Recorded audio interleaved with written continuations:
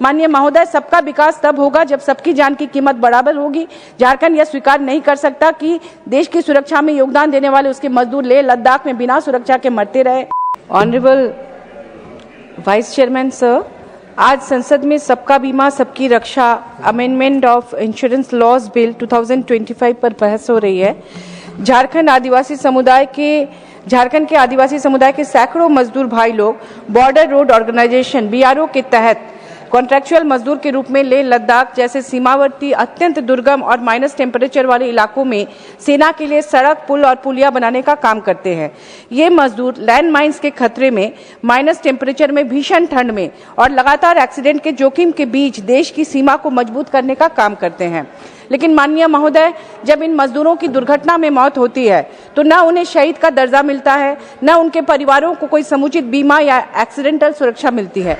मैं यह सवाल पूरे सदन से पूछना चाहती हूं कि क्या देश की सुरक्षा केवल वर्दी से ही होती है या उन हाथों से भी होती है जो बर्फ में खड़े होकर सड़क बनाते हैं, सैनिकों, सैलानियों तथा स्थानीय लोगों के लिए पुल पुलिया का निर्माण करते हैं।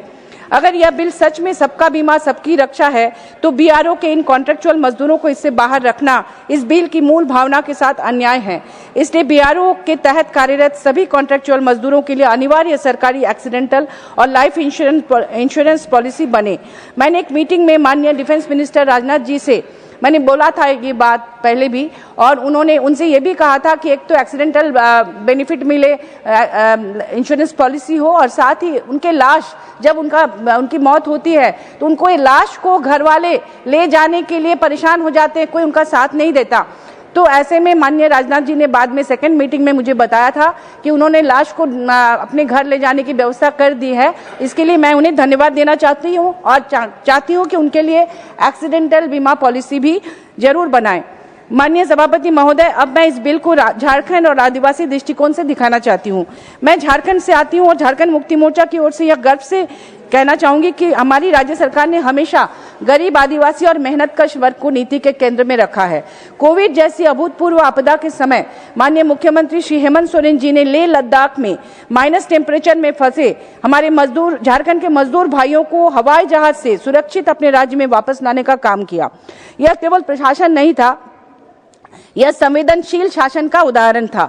लेकिन दुख के साथ कहना पड़ता है कि केंद्र सरकार की नीतियों में झारखंड जैसे आदिवासी बहुल राज्यों के लिए वही संवेदनशीलता दिखाई नहीं देती।